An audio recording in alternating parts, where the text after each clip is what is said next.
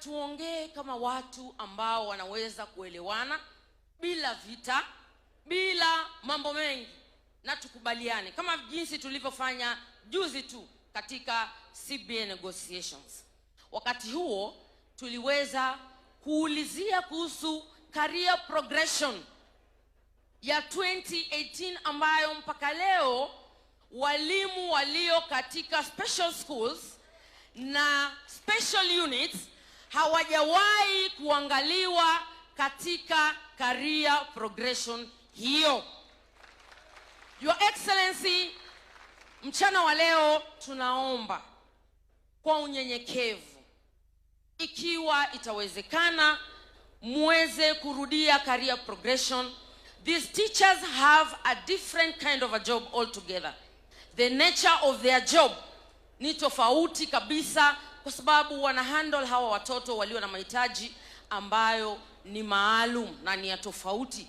Tunaomba kwamba ukasimame pamoja nasi, na kwa sababu leo tumefika kwa mfalme mwenyewe, tuna imani na wewe rais wetu, Mheshimiwa Rais. Tunajua kwamba mambo mengi ambayo tunaongea hapa yataweza kutekelezwa. Asante sana. Nitazidi kuomba ya kwamba Mungu aendelee kukupatia hii divine direction ambayo umefanya leo, ukakaa na walimu ukawaona wakiwa wa maana. Walimu hoye! Walimu hoye!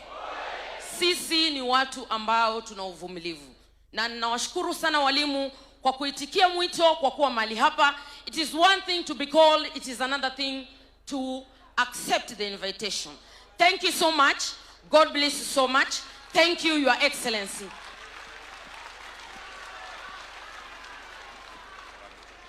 Thank you very much, Charity.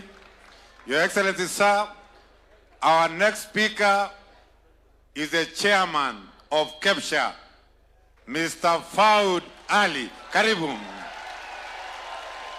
Let us be brief, Ali, because His Excellency already has the issues. Let us try to be as brief, to the point as possible. Karibu sana.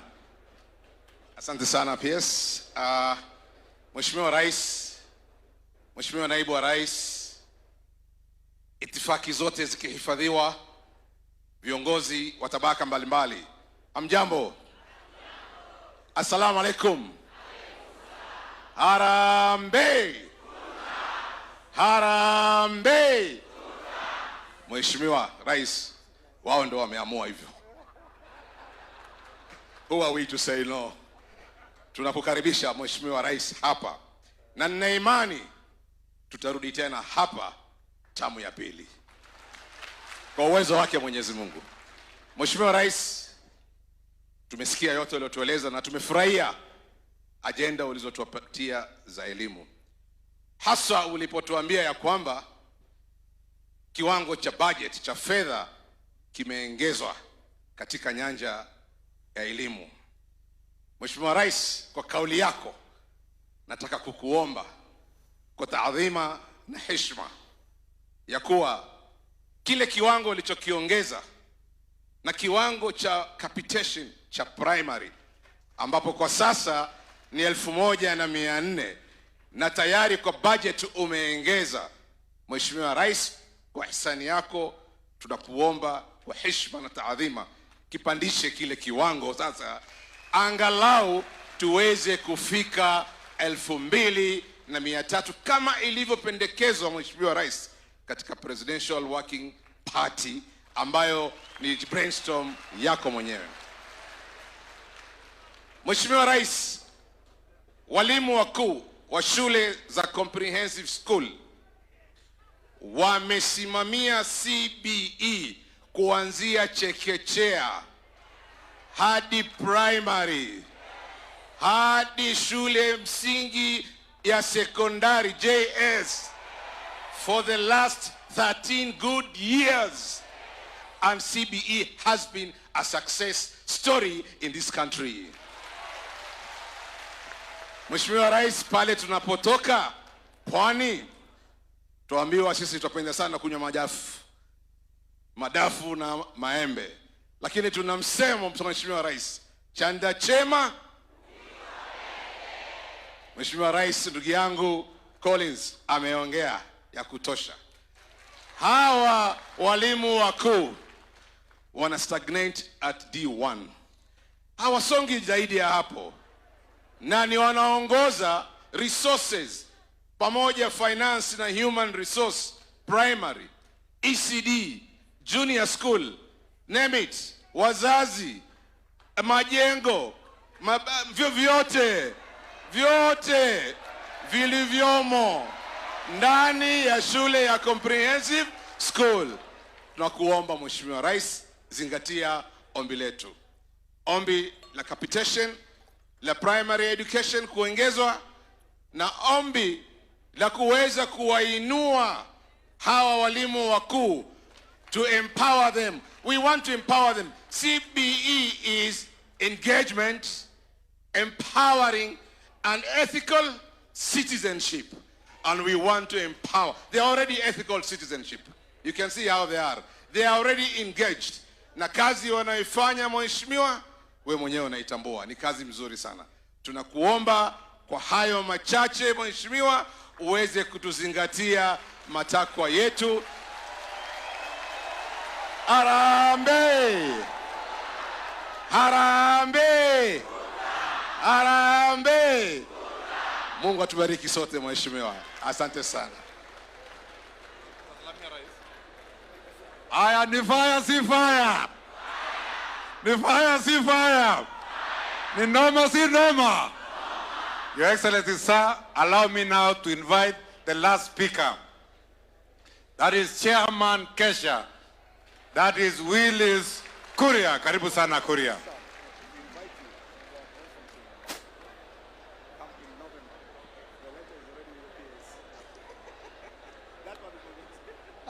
Your Excellency, the President of the Republic of Kenya, the Deputy President of the Republic of Kenya, Cabinet Secretaries present, the PS and other guests here. I wish to take note that I'm the last speaker, and most of the things that I was to raise have been raised. So I do not have much to add. But maybe I may have one or two affirmations. Your Excellency, the President, I want to say here that today's lesson that you delivered here was delivered with a lot of clarity and eloquence. And I think there aren't very many questions. And now that we are here, we felt that, Your Excellency, maybe even another time, we should be able to come back, because the lessons you taught us today, if you had come here several times, I think we would have passed the exam by now, all of us. Your Excellency, as Kesha and teachers, we worked with you during your term as the Deputy President for the first term, the second term, and now the first term as the President. So I don't see the reason why there should be no second term as well. Your Excellency, after you gave us the lesson you gave us today, and now we are here from the management point of view. We have mentioned the issue, you told us how to improve the quality of education, and without taking much time, I would like to say that without having learners in class, it might not sometimes be possible. And therefore, Your Excellency, among the reasons that make learners to be out of the class is the issue of funding. Funding is very crucial here. And we have what is in schools today. For example, the fee that was set in schools today was set in 2014, and now we are in 2025. The inflation has gone up by 47% since 2014 up to now. But the same fees has been there. So it sometimes becomes difficult to continue with the learners in class. But worse still is that the capitation that is given to schools, again, it was set in 2017. And when it was set in 2017, again, the inflation has gone up. Moderate, Your Excellency, is that this capitation of 22,244, in most cases, it has actually not come in full for all that time from 2017. And therefore, Your Excellency, taking from what you have told us, if only this capitation can come to what is in law, 22,244, I think we really appreciate Your Excellency. I'm happy that we got an opportunity to tell you this live, because we have actually been telling you this in the newspapers, but now you are here, Your Excellency. Then the point on this, Your Excellency, is the issue of the deduction of this capitation, because capitation was meant for operations and tuition. But then once it is brought in school, we are also told to deduct it and take it towards infrastructure. Your Excellency, we would like capitation to be purely for tuition and operation. And this is going to help improve the quality of education. Having said that, Your Excellency, also to improve the quality of education in this country, the persons who deliver the curriculum from the management point of view cannot do it well unless they are well motivated. And I want to appreciate what the unions have told us. There has been an issue of the promotions of teachers, as it has been said. I want to thank you because teachers are being promoted 25,000 per every other time. And there are 500,000 teachers. Your Excellency, I know you have hardships, but we would appreciate if this number can be increased. In fact, sometimes when I look around, because there are some teachers who have remained in the same job group for 15 years. I think, as a country, even when there was the World War, the country was lavished. But I think the leaders of that time, they decided to take the bull by the horn, especially the US, and they brought up what was called the Marshall Plan to bring back the economy. Can there be a Marshall Plan for teachers so that there can be just a big group? Maybe those who have stayed in the one job group for more than 5 years, they'll be told this is a Marshall Plan now. Go to the next job group, all of you. These people, Your Excellency, they have done interviews until now they don't go anymore because there is no hope.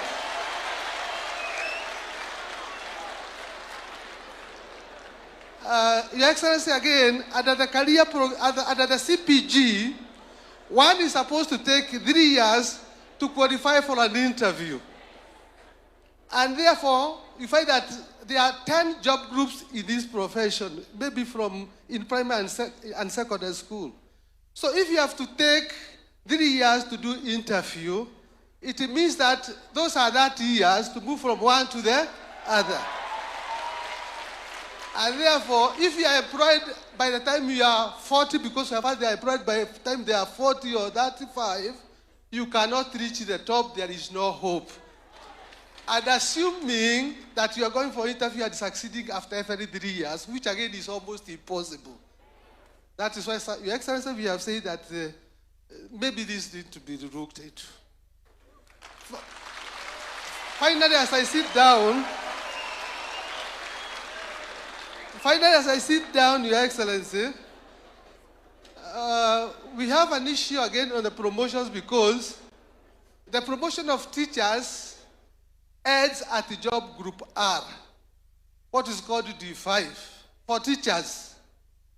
But for other civil servants, it goes even to S, T, and even if they are the civil servants or teachers, we are graduates, PhD holders, some here, and others. So some we have been saying, why don't we equalize so that all people can reach the same job groups?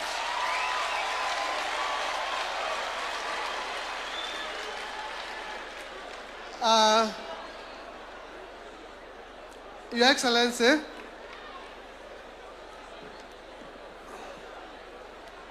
so we have a suggestion also. We also have a suggestion as I sit down that let us not wait for 3 years. Can we maybe wait for 2 years before we can go to the other interview? And in schools, particularly the secondary schools, we have a challenge of debt. There is a debt burden in high schools, and maybe even also in primary schools, because of that issue of effect of capitation. Schools have been taken to court. Schools cannot meet their daily obligations. Therefore, sir, we are requesting, can the government do something to offset these debts in secondary schools and primary schools, so that we can be able now to start afresh, bearing in mind that, sir, you are going to give us the full 22,000 from what you have said.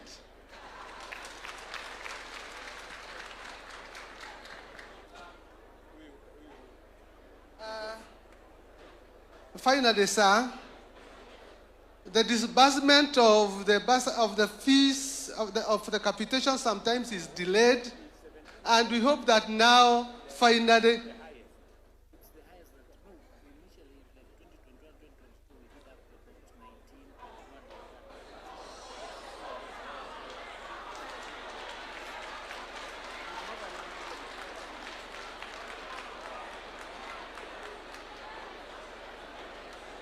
sir, I was told to stop so that you can really hear what I'm saying, because I'm talking for these people, Your Excellency. So, sir, I was saying that now that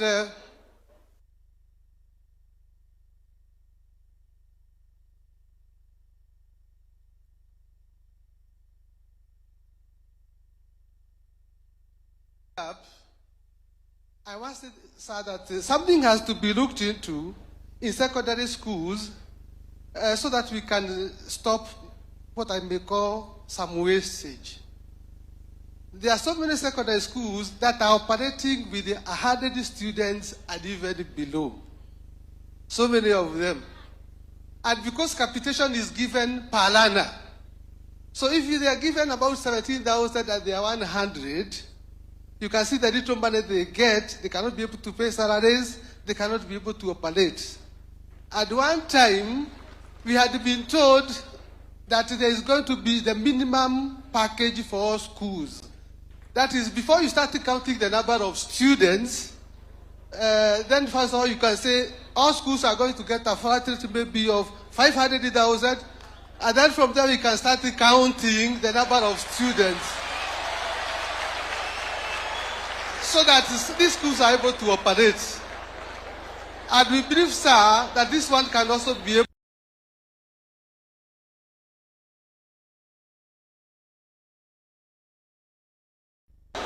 I don't want to appreciate, and these people are telling me to ask how many times. Tamugapi. How many times? How many times? 2 times, Your Excellency. They are the ones who have said. Thank you very much.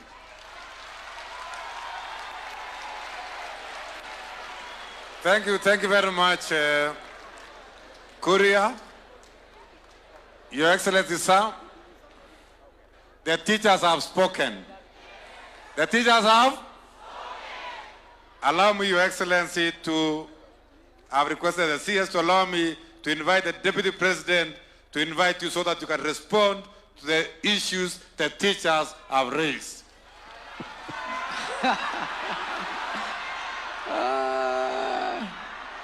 Asante. Fellow teachers, you have heard this morning that the President of the Republic of Kenya has great clarity on where Kenya is and where Kenya needs to go.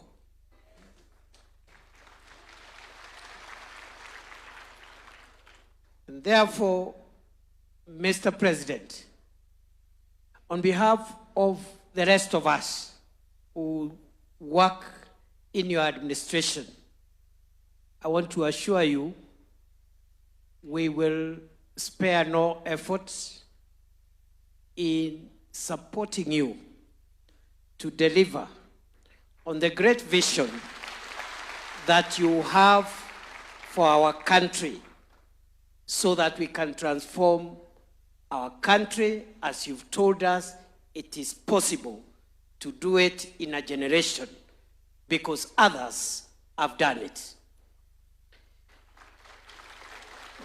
The second thing, before I invite the President to respond to our issues, is to thank the President for engaging with us.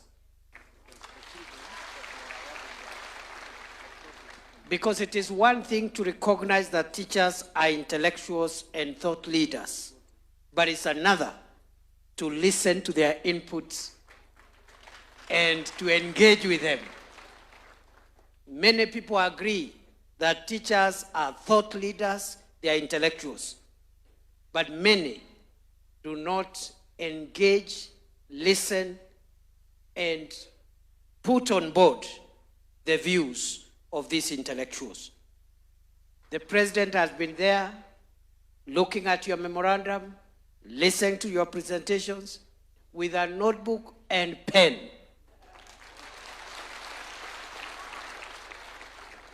And because the President has told us, one, we must transform Kenya, right? And two, we must generate our own resources as a country to transform our own nation, so that we stop the indignity of borrowing and begging. Because the money that we get from development partners, from other countries, they get it from the savings of their own people. And this is the balance Kenya must strike. We must transform our country. We must reduce reliance on other people's resources. And that is why our President has agreed to do the heavy lifting for us and be called all manner of names, from Zakayo to every other name he has been called, because we cannot continue transforming Kenya by borrowing money from abroad. We better borrow as other countries do. They also borrow from their pension funds, from their other funds within the country. So, Mr. President, we are very proudly associated with your leadership. And because you said to these people you have a fairly good deputy, it will be wrong. It will be wrong for me to say I have the best boss I could ever get anywhere. Very, very intellectually alert, very engaging, but also he respects and dignifies all of us. Watu wengine wakipewa mamlaka wanakuwa na kiburi. Aheshimu wale watu wanafanya kazi nao. And Your Excellency, I want to say, you are the finest product of our teachers, because just like all of us, even the President is a product of teachers. Ama namna gani? Kwani Kiingereza rais anapromosha hapa imetoka wapi? Si ni shule? Kweli si kweli? Walimu ni fire si fire? Wacha niulize, tusimame tuwakaribisha Rais William Ruto.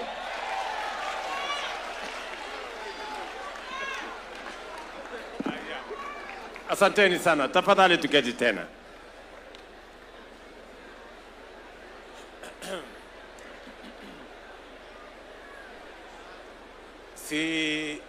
I can see lesson plan inaendelea. Iko kwa mpango. Now, I said that I was going to respond to the issues, and I have been listening very carefully, and I have made enough notes. And I began listening ever since we agreed to have this meeting. And I asked my team at the Ministry of Education, so that we can have a structured and meaningful outcome of this meeting, that ahead of this meeting, we engage your leaders so that they can tell us what you as unions and associations have agreed or want addressed by this administration. And I got this brief a few days ago. I know it was a product of consultation, engagement with the officials at the Ministry of Education, led by my CS. And again, this morning, it has been enriched by the leaders who have spoken ahead of us. And I must say that all these leaders who have spoken here on your behalf have added a lot of value to what we are doing in the education sector. Your input, your suggestions, the ideas that you are bringing to the table are progressive. They add value. They make what we are doing better than where we are today. And there cannot be any more patriotic engagement than what I see with this teaching fraternity. Nasema asante sana. Let me respond to the issues. Number one, you have, first, let me say congratulations for signing a CBA with the Teachers Service Commission. I know there are many people who are not happy because there was no demonstration. You know? Wengi wanashangaa ati CBA imekuwa signed. How? Mbona sufuria haijapelekwa kwa barabara? Mbona hakuna maandamano? Mbona you know? But is there any reason for us to engage in the streets when we can engage in negotiation tables? There is absolutely no reason. And that is why there are people who are unhappy that this has happened without people quarreling. It is not necessary for us to have a quarrel when we can find an avenue for engagement and agreement. And I want to tell the teachers of Kenya that whatever it is that has been signed as a collective bargaining agreement, we will honor our part as government. And if there are any areas of improvement, we will look at them and we can review and we can even go beyond what has been signed in the CBA. In the context of what I told you earlier, that education is going to be central to the transformation of Kenya. We need more intellectuals. We need more people with ideas. We need more knowledge if we were to move Kenya from where it is to where we want it to be. So we will spare no effort in doing this. You have asked that we reduce the CBA cycle from 4 years to 2 years. I want to say that that is a useful suggestion. I am told from the presentation that has been made that it is possibly what is recommended, you know, globally, that maybe this should be the case. You also appreciate that we have a situation in Kenya. But Mr. Kuria says, even though we have a situation in Kenya, we must think, because this is a very important sector. So my first reaction is that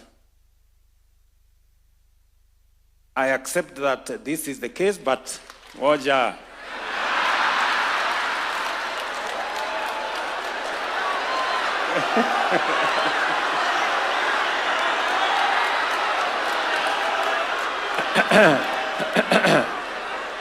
Nyinyi mnataka kunichochea niseme maneno alafu. So first, you know, we have the CBA that we have signed. But my instructions to the team here is that the next time we are engaging, first, I accept that we need to reduce it. First, I agree that we need to reduce. Now I want to leave it to the teams to go and sit down. Do we reduce it from 4 to 3 or to 2? Roger. So I want, because we are engaging, Sindio? So the teams here, TSC, Ministry of Education, and the teacher leadership here and capture, now you have our mandate to go and review this downwards.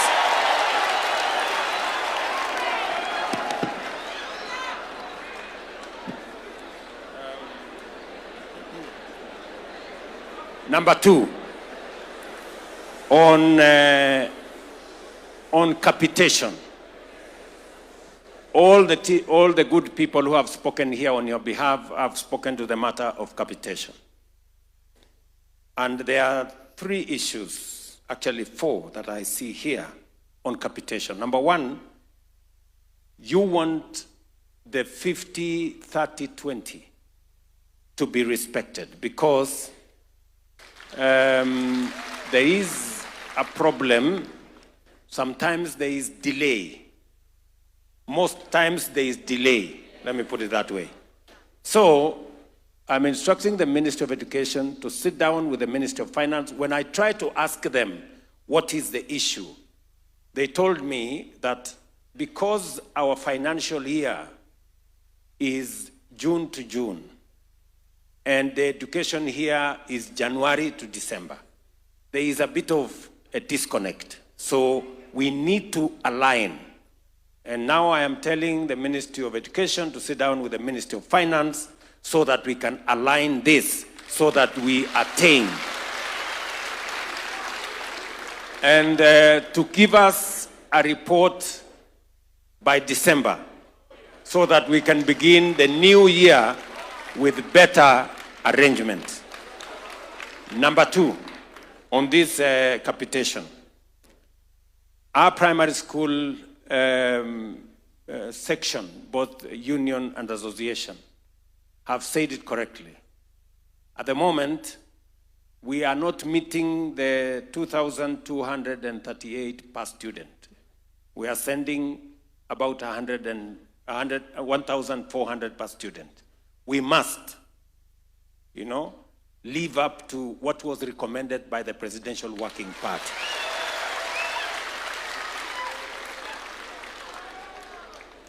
Same thing with our secondary schools.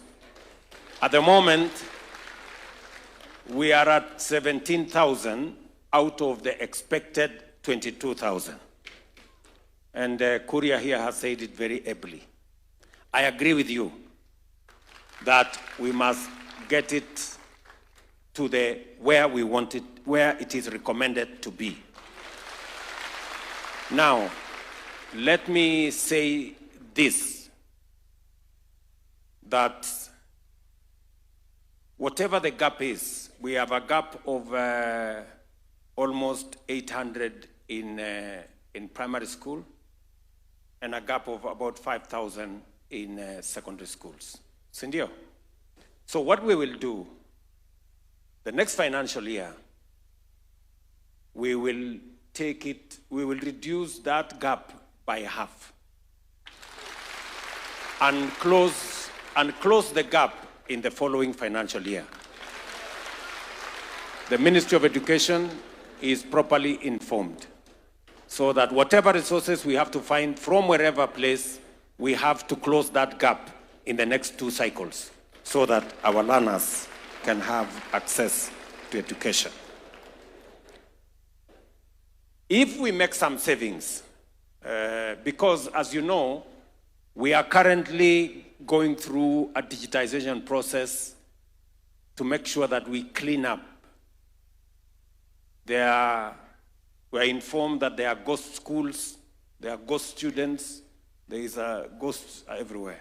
So we have agreed that we need to remove the ghosts. If we make enough savings, and we are told that it's possible to make enough savings, we could actually close that gap in one financial year. But I'm telling the ministry, whatever savings we make from the exercise we are going through, and I'm very happy that teachers are supporting, you know, the transparency and the integrity we want in schools. Because part of the success of Kenya is how we deal with wastage, pilferage, corruption. Are we together? And I'm very happy that when I got the report from the ministry that the unions, the associations, and the teaching fraternity are all in and they are supporting our verification of both schools and learners so that we can inject integrity into this sector. So if we make enough savings, we can close that gap of making sure that we release the 2238 for primary and the 22,000 and something for the secondary schools. I know there is also a request on matters to do with extracurricular activities. I saw it in my notes. So what I have told the ministry is that because beginning January, we will now be implementing the 3 pathways. The students who are in the arts, sports sector will now get capitation directly going to that sector, not as an extracurricular activity, no, but as a proper capitation for those sectors. If there will be any gaps after we implement that, then we will review and see what we can do. And please, TSC be taking the notes and the Ministry of Education so that whatever we agree with these good people, we can implement. On employment of teachers, you have said 2 things. You have said there are teachers who are 45 years and they haven't been to any class. Sindio? And with a little bit of time passage, they will retire before, before they get, they will retire from outside. So, and you have also said we must adopt a first out, first in model that prioritizes long waiting teacher graduates. So from this year, Ministry of Education, from this year, from what we are going to do in December, first out, first in becomes the first out, first in. And if it concerns primary school teachers, yeah, where it concerns primary school teachers, we must do an affirmative action. Yeah? And therefore, I want the ministry, the unions, and the association to sit down and give me, I want to know how many teachers are in this category where they are threatening to grow old before, and give me the financial implication, yeah? So that I can have a proper response for you. So if that analysis, Waziri, can be done, working with TSC and working with the teachers, so that we know how many are they. If there are not so many, we can do what Kuria was saying, affirmative, we can do Marshall Plan and get them in so that we can do that. Okay? Sawa sawa. So I want you to give me time to work on the numbers, and we will communicate through the ministry in the next 60 days on what we are going to do, and we can implement this going forward. Career progression, teachers' promotion.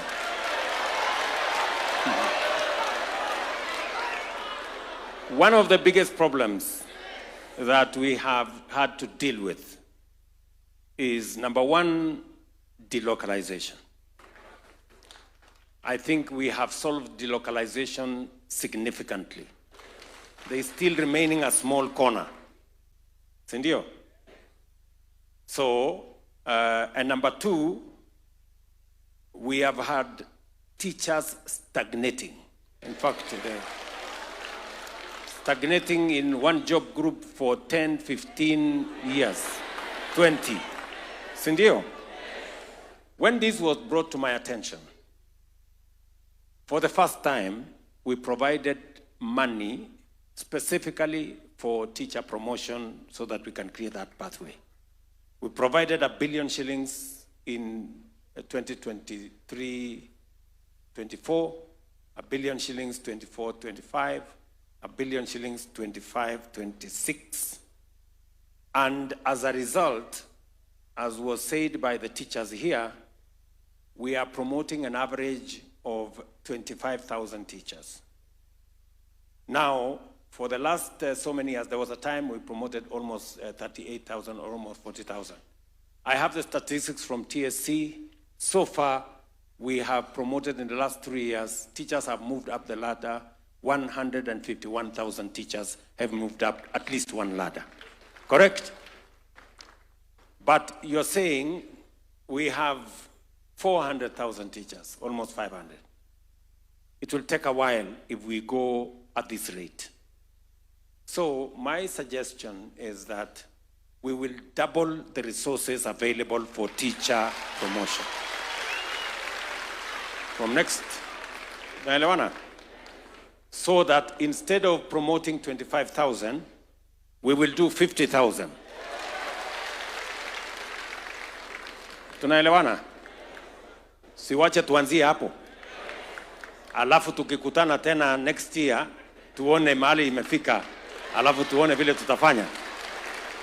So my instructions to the ministry is that we double the money. We have been providing 1 billion shillings. We should provide 2 billion shillings and whatever is required so that the teachers, so that at least we can promote 50,000 teachers every year and move them up the ladder. Sawa sawa.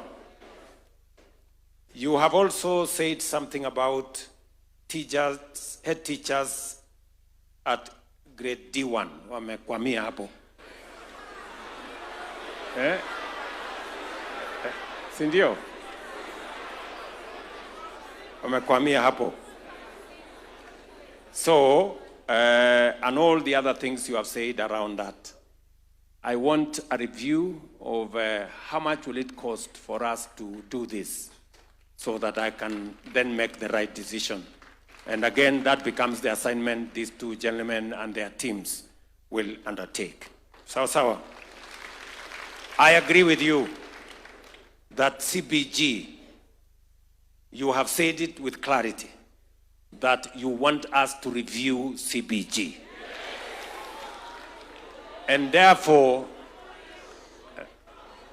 I want to instruct the ministry, the teacher unions, please review with immediate effect CBG.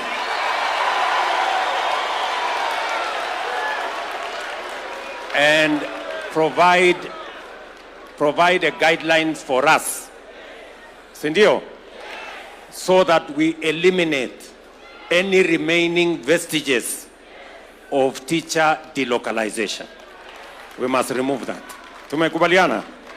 So, wangwana, muketi chini, we want that CBG reviewed.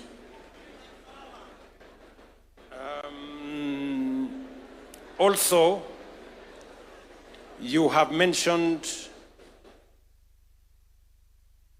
a matter that is dear to all of us, a matter of sessional paper number 1 of 2025. In it is all the review of all the laws that would bring up to speed all the agreements and the reforms that we have agreed upon and that were championed by the Presidential Working Party. Somebody has asked here, ilipotelea wapi? Niko hapa na chairman wetu wa bunge, Bwana Meli, a former head teacher. Si ndio? Yeye ndio chairman wetu pale bunge. Hiyo sessional paper iko wapi? Patia yeye microphone aseme.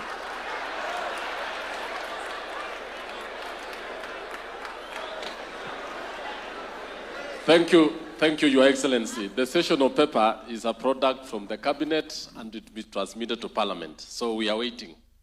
So when you transmit, we shall take it up. Okay. Can Waziri confirm where it is? Yes, sir. Thank you, Your Excellency.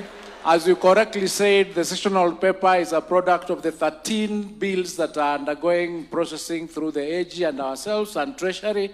Once it is completed, it will come to Cabinet, then we'll submit it to Cabinet. It is work in process and we are working on it. Okay, Waziri. Thank you, sir. Timelines. Can you give us timelines? In the next... Yes. Yeah. Your Excellency, they will be ready for submission the next 60 days. Okay.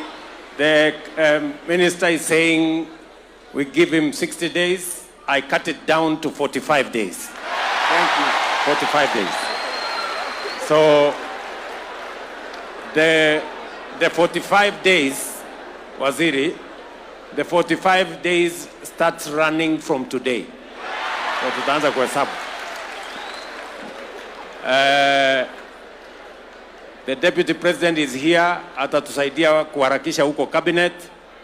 Alafu Meli na wenzako ikifika bunge mtajua vile mtafanya. Kila mtu acheze kama yeye.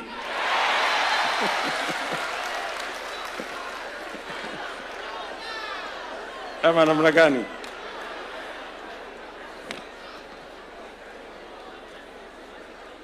Okay. You have also recommended, because that's why I'm saying you people are very progressive, because everything you have recommended is reasoned. It is not a product of emotion. It's a product of knowledge and understanding. So you have also proposed that we establish competence-based education resource centers in every sub-county to support curriculum delivery. I want the chair of the committee in Parliament to take that because, because we have resources in CDF and we want to agree on how CDF is going to assist. I'm going to work with the committee of Parliament so that we can use CDF resources to deliver on these resource centers, because we understand the importance. So you can take it that we have agreed that we will provide this. And unless Meli is of a contrary opinion. But yeah, microphone atuambie kama ni sawa. Excellency, CDF does 80% in education. And we'll just include it and we'll run it as part and parcel of the education programs we are doing. Very good. You know, when Meli and his team asked me that they wanted to be part of this meeting, I'm sure he didn't know that he was going to be part.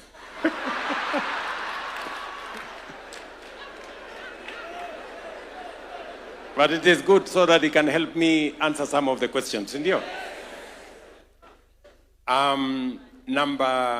other issue is the medical cover. I can see, although you have said, I've seen that you have, the request is you want us to continue the medical cover the way it is.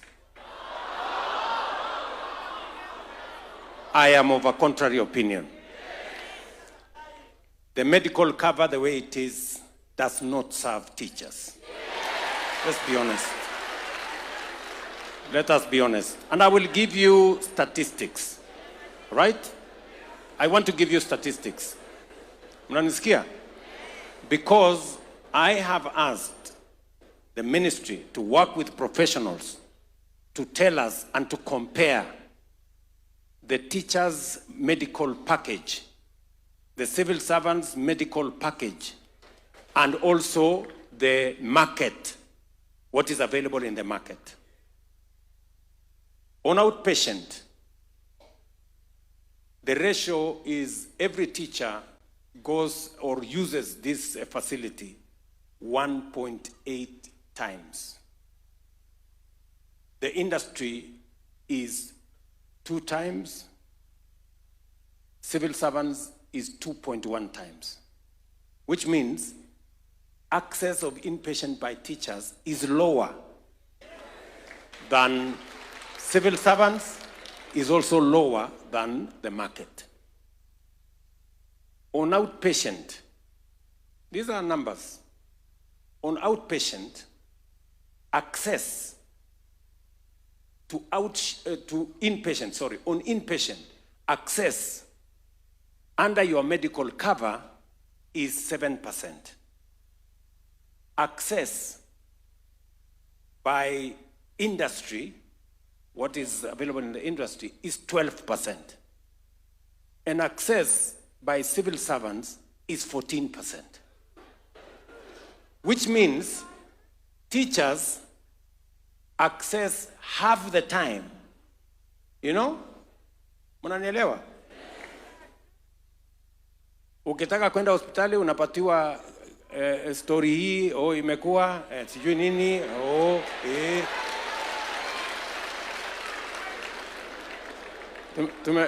Tumeelewana? Tuko pamoja? No, I was actually wondering how you people could say, let us continue with this thing the way it is. Number 3, still data on your medical scheme. On average, it costs 117,000 what you're charged for inpatient, on average. On average, the industry average is 100,000. Civil servants is 98,000, meaning you pay more for every visit than what others pay.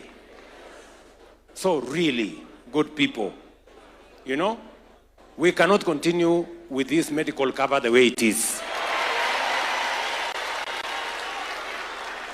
Mnakubali? And I must commend your leaders, because we have engaged them. We have shown them the data. We have shown them the information. We have shown them where the rest of civil servants and where the market is. All they told us is that, before we sign off, let us go and ask our members. Sindio? Sasa, wacha niwasaidie.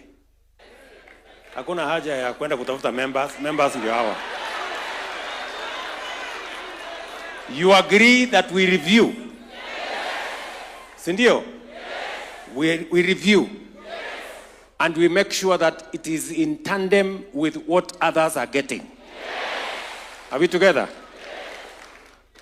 As many as of that opinion say aye. The ayes have it.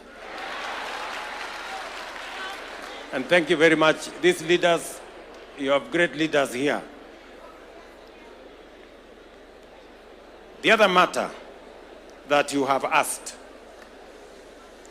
is, as members of the Kenyan society, contributing to housing levy. Sindio? And let me just give you the numbers. Of the contributions that come to housing levy, teachers contribute 13%. Of the whole kitty, Teachers contribute 900 million shillings every month. Sawa sawa? Is it every month or every year? Every month. Every month. Sawa sawa? And so, because you contribute 13%, sawa sawa, we have said that your request that 20% of the units, because of the job you are doing, you know, we don't want to say 13%. We have said instead of 13% being allocated to teachers, let us allocate 20% to teachers. So we have agreed to assign 20% to teachers, and the CS housing is here, the PS housing is here, and the desk is here. We are going to sign an MOU between our teachers and the ministry so that we can implement these 20% for teachers. Tumeshakubaliana? Students with special needs. Wametuambia ya kwamba, and I have been to many schools where our children with special needs learn. And I agree that teachers in that space, you know, require special attention. They do. They do. So the two issues they have raised here is that we need to consider, you know, the request they have made. They have asked that we make them 2 grades. Let me approve 1 grade first. Twende hapo kwanza.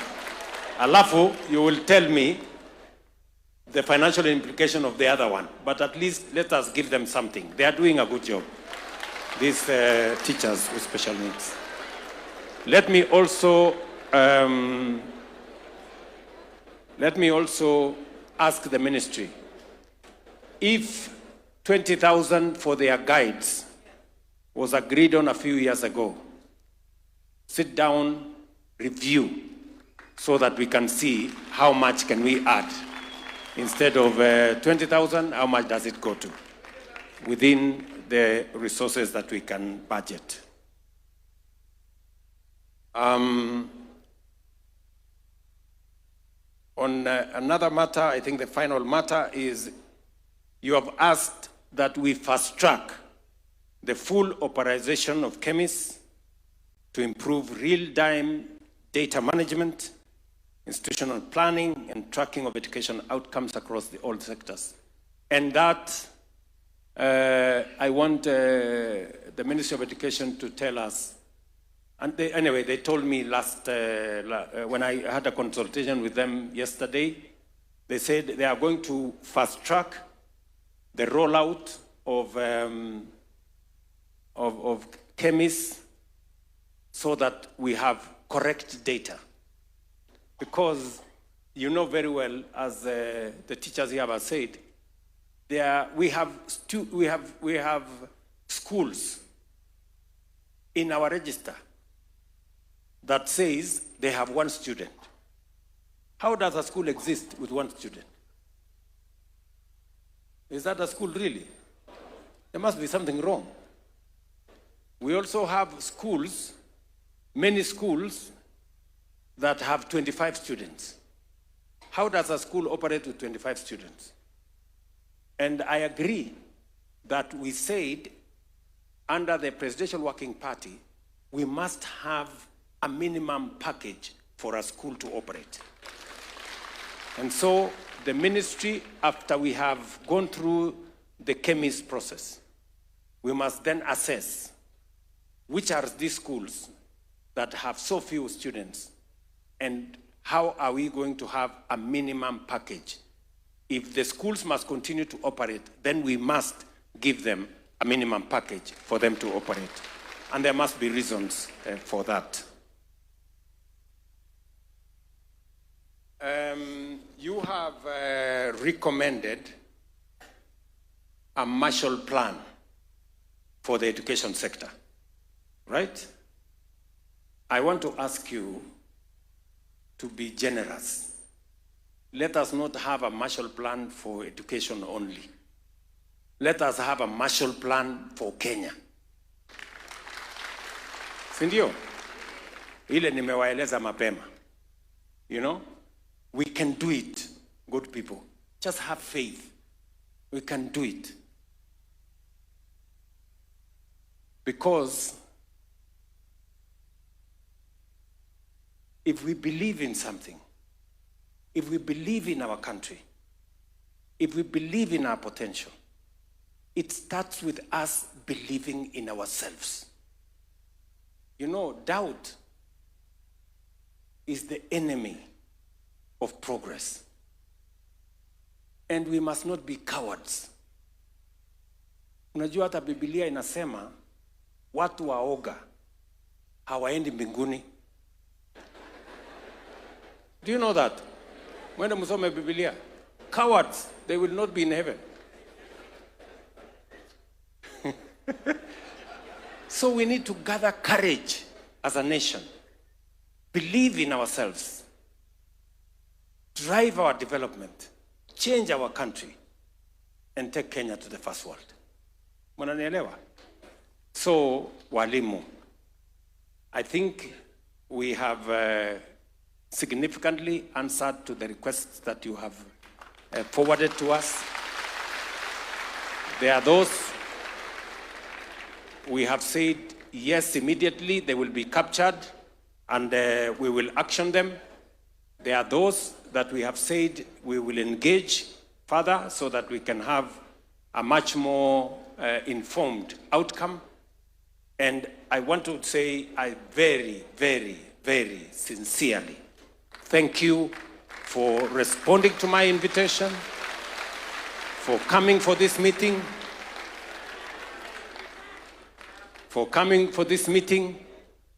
and I agree with you that because we have started the conversation.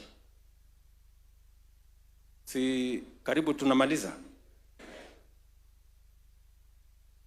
Because we have, oh yes, there is somebody reminding me there are issues of retirement. That it takes too long. There is something we are doing with that public servants superannuation fund. There is something we are doing there. But we have already straightened NSSF. When you retire, your NSSF benefits are ready within 10 days. That's what we have agreed. In fact, we're trying to work with NSSF so that your retirement benefits become ready in 1 day. That is where we are going. It used to be months. We brought it to weeks. Now it is 10 days. We want to take it as close as possible. When you retire today, you pick your check for retirement tomorrow from NSSF. Wende nyumbani, wende usukume mambo yako. But I also want to tell you the following. Mnanielewa? Because now, under what we have reformed, the new reforms we have done in NSSF, you are no longer contributing 200 shillings. Now you're contributing 6%. And government is contributing 6% for you. When you retire, you will actually have a very good package. You will earn a monthly. Forget about ile pesa ya kuchukua lump sum alafu inaenda unaoa bibi mwingine unazama. Sasa you will have a proper package, retirement package. A percentage of your salary, which you are going to earn mpaka uende safari ile ya mbali. So that is going to change, and you will be informed how that is going to change. But that does not mean that we don't deal with the issue that you have raised. So, my friends, mimi nawaenzi sana, you know, and I truly appreciate this engagement. It has helped us as a government to align the issues in education, It has given us insights and new ideas on how we can improve education outcomes. And it is because, as I told you, whether you talk about Malaysia, whether you talk about Singapore, or you talk about South Korea, education was central to their transformation. And that is why we are investing time and resources in making sure we get it right in education, because it is the catalyst for us to move into the future. But it is going to take the collective leadership, the collective courage of all of us to be able to move Kenya to the next level. And I am confident that I have your concurrence, that we are going to do this together. Walimu jameni, tumekubaliana tutembee hii safari pamoja. Mumekubali? We move Kenya forward. Tuwache ukabila. Tuwache chuki. Tuwache migawanyiko. Tuwache uoga. Tuende na mbele. Hebu nione wala wanasema tuendelea pamoja namna hiyo. Bas, Harambee.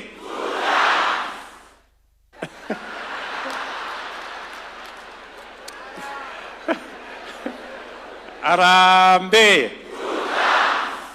Sasa 2 terms ni ya kufunga. Si ndio?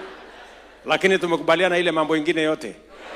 Tafadhali ndugu zangu, really, I am passionately asking you to make this Kenya a reality. Make this new Kenya a reality. Friends, we can do it. We can do it. Tunaelewana? We can do it. Only that we have to be, we have to be consistent, focused, and take the right decisions. Not necessarily, populist things that do not get us where we don't want to go. We want to go somewhere, and we have to make the right decisions. So, asanteni sana.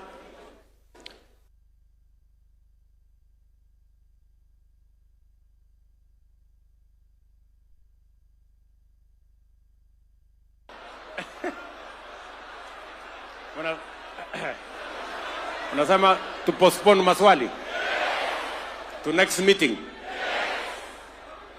Postpone maswali Lakini sasa niwaulize, si mumekuja?